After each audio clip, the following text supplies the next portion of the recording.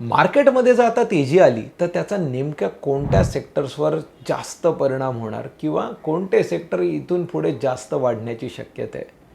3 कारणं 3 सेक्टरसाठी कोणती आहेत ती आपण समजून घेऊया. ह्या वर्षाच्या सुरुवातीला बजेटमध्ये इन्कम टॅक्समध्ये बदल करण्यात आले. 12 लाखच्या खालच्या सर्व लोकांसाठी टॅक्स झिरो करण्यात आला आणि ही लोकसंख्या मोठी आहे.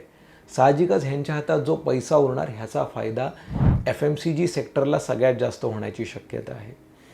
दुसरं, आपले गेल्या 8-9 महिन्यामध्ये व्याजदरांमध्ये कपात झालेली आहे कारण आपलं इन्फ्लेशन कमी झालेलं आहे.